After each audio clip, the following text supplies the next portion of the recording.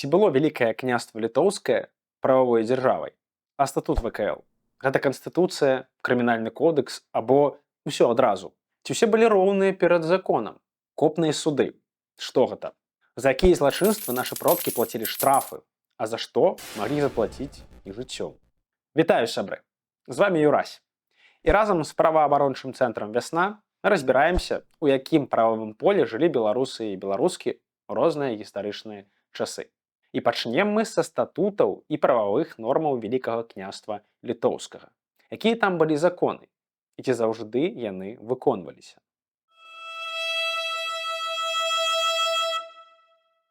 Усе мы ў школе чулі пра статуты Вялікага княства літоўскага 1529, 66 і 88 гадоў. І гэта мега-дакументы, з якіх бралі прыклад нават суседзі. Пра гэта трошкі пазней. Але што ў тых статутах было? І чаму іх было ажно 3? Пачнем з таго, што статуты ўзніклі не на пустым месцы. Аснова – гэта судзебнік Казіміра 1468 году. І розныя прывілеі, сабраныя пад адной вокладкай. Наша звычаёвае права. Традыцыя, якая сягае часоў Русі, а мо і раней. Забегаючы наперад, нават калі ўжо працавалі статуты, шмат якія прававыя пытанні вырашаліся паводле месца і сітуацыі, паводле звычаю. Дык і чаму статутаў 3? Адказ просты. Права з часам удасканальвалася, абнаўлялася. А сама структура дзяржавы ставала ўсё больш складанай. Вяршыня юрыдычнай думкі – статут 1588 году. Яго стваральнікі – Яўстафій Валовіч і Леў Сапега. Дарэчы, абодва нашыя, а не з Кракава ці Брусэлю прысланыя. Той статут быў надрукаваны ў Вільні ў друкарні Мамонічаў, а пасля перавыдаваўся безліч разоў. І працаваў статут, увага, больш за 250 гадоў, да 1840-х, нават калі ўжо і Вялікага княства літоўскага не было. У статуце 1588 была прапісаная агульная ўжо на сёння ідэя падзелу ўлады на 3 галіны. Заканадаўчая, літоўскі сойм, выканаўчая, адміністрацыя і сам вялікі князь, ну і судовая, а гэта земскія суды, падкаморныя, урэшце трыбунал Вялікага княства літоўскага як вышэйшая інстанцыя. Але галоўнае, што статут – гэта гісторыя пра роўнасць усіх перад законам. І гэта тычылася нават манарха. Права рэгулявалася ў духу эпохі адраджэння. Там былі і важныя канстытуцыйныя прынцыпы. Суверэнітэт дзяржавы, права чалавека на ўласнасць, справядлівы суд, права на ахову жыцця, маёмасці і гонару. Нават у вялікага князя былі абавязкі – бараніць інтарэсы дзяржавы і народу. І тут гаворка не толькі пра шляхту, але пра ўсіх свабодных людзей. Леў Сапега ў прадмове да статуту пісаў: «Чалавеку не мае быць нічога даражэйшага за вольнасць». То бок, асноўная каштоўнасць – гэта свабода. Калі вы згодныя з гэтым выказваннем, не забудзьцеся паставіць падабайку і падпісацца на наш канал, але толькі калі гэта бяспечна для вас. Усё гэта тычылася асобаў лацінскага закону і грэцкага закону, то бок і каталікоў, і праваслаўных. Разам з тым мы не будзем забываць, што грамадства яшчэ феадальнае. Таму ў статуце быў зафіксаваны падзел на паўнапраўных грамадзянаў, абывацеляў. Гэта і быў палітычны народ Вялікага княства літоўскага. І людзей паспалітых, простых. Вось іхныя правы былі абмежаваныя. Але гэта не значыць, што, як любілі пісаць савецкія гісторыкі, селянін быў бяспраўны, рабі з ім што хочаш. Не. Так, ён не меў права на зямлю. Гэта было галоўнае. Але ён не раб з плантацыю. Яго нельга было прадаваць. Уласнасцю шляхты былі не людзі, а зямля, на якой яны жывуць. Пражыў 10 гадоў, значыць прымацаваны да зямлі. Не пойдзеш куды хочаш. Але і тут было выйсце. Сысці жыць у мястэчка і асвойвацца там. Калі ласка. Цікава таксама, што вольны чалавек ні за якое злачынства не мусіў выдавацца ў няволю, не рабіўся рабом. Таксама была прэзумпцыя невінаватасці. То бок, не ты даводзіш сваю невінаватасць, а пацярпелы даводзіць, што ты злодзей. Урэшце, адказнасць за злачынства персанальная, а не калектыўная. І тут, пагадзіцеся, статут куды больш прагрэсіўны за, напрыклад, сталінскую заканадаўчую практыку. Але пра гэта ў іншай серыі. Слухайце, Можна падумаць, што ўсё гэта толькі пра шляхту. Але давайте пагаворым пра сялянаў. Напрыклад, у 1590 годзе сялянін Герасім Львовіч зачапіўся з цэлым суддзём Іванам Быкоўскім, які хацеў давесці, што той беглы. Уявіце, што селянін даводзіў паводле статутаў розных рэдакцыяў сваю рацыю і што ён свабодны чалавек. Не кожны вясковец сёння так добра ведае нормы права. Магчыма, таму ў ВКЛ і не было масавых дзікіх сялянскіх бунтаў, бо была норма закону. Калі якое пытанне, ты ідзеш у суд, а не бярэшся за сякеры і косы. А вось цікавае слоўца з тых часоў. Галоўшчына. Гэта пакаранне за забойства за галаву. Калі ты каго забіў, плаці галоўшчыну, кампенсацыю родным. То бок не кроў за кроў, а паводле закону. Вядома, калі селянін забіваў шляхціча, яго чакала смерць.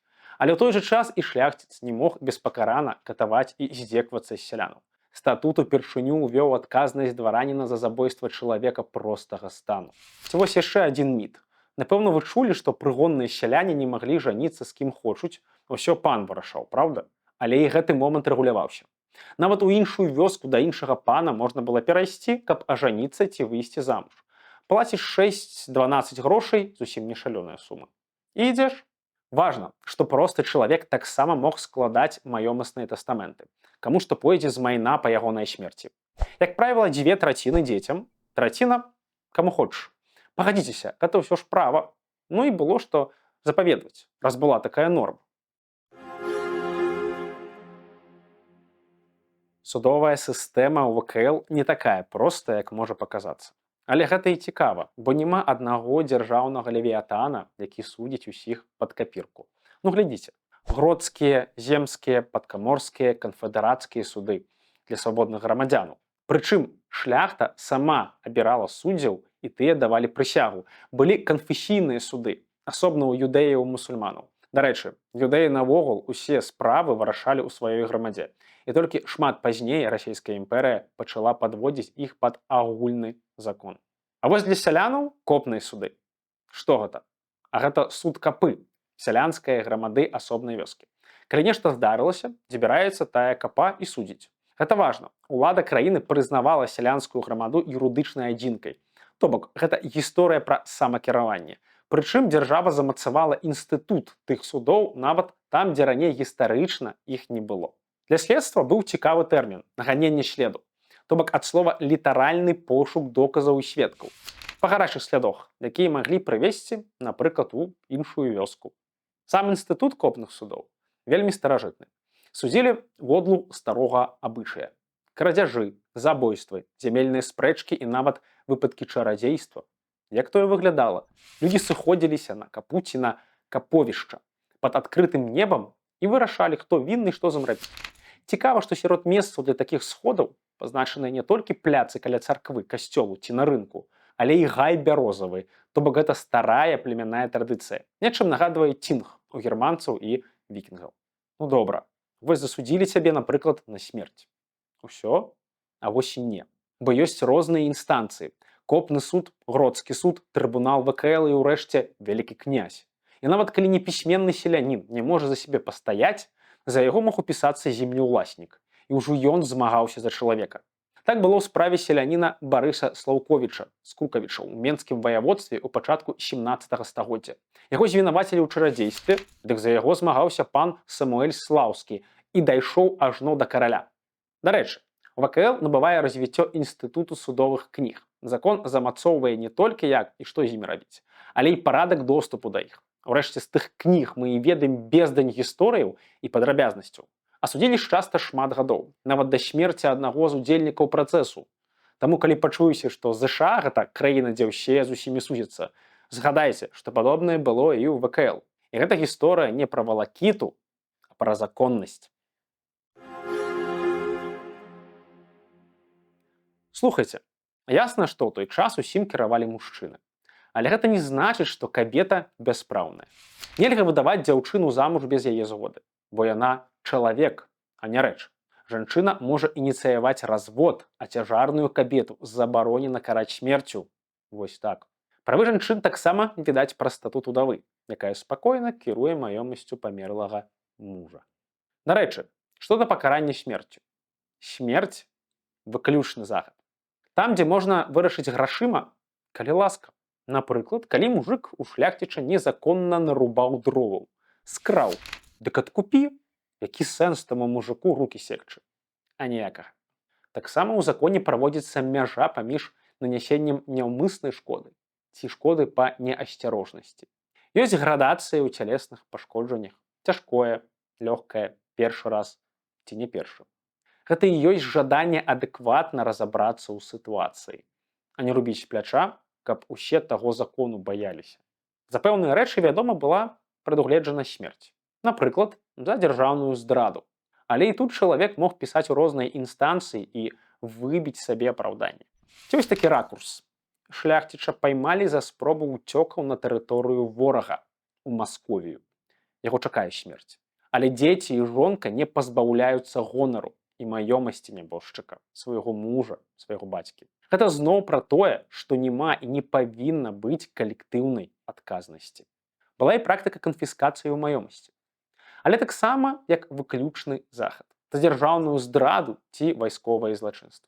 Дарэчы, калі параўноўваць розныя статуты, відаць прагрэс, узрост, з якога пачынаецца крымінальная адказнасць у рэдакцыі 1566 году 14 год, а ў 1588 ужо 16. Як пішуць даследнікі, часта суд займаў пасіўную пазіцыю. Пацярпелы быў павінен сам узбуджаць справу і збіраць доказы. Такім чынам, крымінальны працэс быў прыватны, як і штраф за крыўду, то бок за пэўную шкоду, нанесеную чалавеку і іншым чалавекам. Гэта выключна пра адносіны злачынца-ахвяра. І гэта таксама цікава, бо не дапускае сітуацыі, калі пацярпелы бок ужо не мае прэтэнзіяў, а злодзея ўсё адно судзяць. Як я ўжо казаў, суддзяў выбіралі з ліку шляхты. На сойміках уземскія, падкаморскія, каптуровыя і іншыя суды. То бок суд – гэта інстытут незалежна ад мясцовай адміністрацыі. Паводле тэксту прысягі, суддзя мусіў судзіць сумленна і справядліва, а прысягалі нават судовыя пісары. Дарэчы, а што можна ўважаць доказамі ў судзе, га? Паказанні сведкаў, прызнанні бакоў, іх тлумачэнні пад прысягай, пісьмовыя і рэчавыя доказы, былі нават экспертызы, пракладаліся дакументы, купчыя, лісты, закладныя. Адсюль вялікія архівы. Не для таго, каб паперу капіць, а каб была база. Сам жа працэс, як правіла, ішоў на дзяржаўнай старабеларускай мове, пра што і сведчаць акты, якія дайшлі да нашага часу.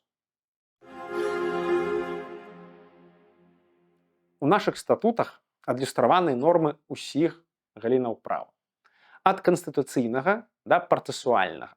Там жа прапісаныя кампетэнцыі розных органаў, нормы грамадзянскага права, апякунства, розныя віды дамоваў, тастаменты і гэтак далей. Нават прыродаахоўнае права, бо зямля не просты рэсурс, яе трэба берагчы. Як розных звяроў, што на ёй жывуць. Напрыклад, баброў. Калі вы згодныя, што нельга крыўдзіць баброў, ставце падабайку і падпісвайцеся на канал. За стагоддзі статут 1588 году быў перакладзены на лаціну, нямецкую, французскую, расейскую і іншыя мовы. А сам той факт, што ён напісаны па-старабеларуску, выключэнне тагачаснай Еўропе, бо мова юрыспрудэнцыі – гэта лаціна. Дарэчы, на польскую мову статут пераклалі толькі ў 1614, праз 25 год пасля выдання. Было безліч перавыданняў у 17-18 стагоддзях, а ў 1811 годзе першае расейскамоўнае выданне. Бо статут працягваў дзейнічаць нават пасля падзелу Рэчы Паспалітай. У Віленскай, Менскай, Гарадзенскай губернях яго скасавалі толькі ў 1840 годзе. Тады ж дзеянне статуту скасавалі і ва ўкраіне, на Кіеўшчыне, Падоллі і Валыні. То бок статут дзейнічаў 251 год. Цікава таксама, што калі ў расійскай імперыі ў 1864 годзе рыхтаваліся да судовай рэформы, то адзначалі: на тэрыторыі Беларусі рэфармаванне пройдзе больш паспяхова і хутчэй у звязку з тым, што там мелі месца папярэднія прагрэсіўныя здабыткі. Вядома, на ўвазе меўся той самы статут. Ну і вось глядзіце, амерыканская канстытуцыя працуе 237 гадоў. І гэта вау! Але калі б Вялікае княства Літоўскае мела бесперапынную гісторыю і той статут рэдагаваўся б згодна патрэбаў часу, то ў 2029 годзе мы б адзначалі яго 500годдзе. Прычым 500годдзе жывой літары закону. Як думаеце, класна? Напішыце ў каментарах. Калі вам спадабалася гэта відэа, вы можете падтрымаць нас праз падпіску на Патрыёне ці зрабіць разавы данат у страйпе. Спасылкі знойдзеце ў апісанні пад ролікам. Усяго найлепшага і да сустрэчы!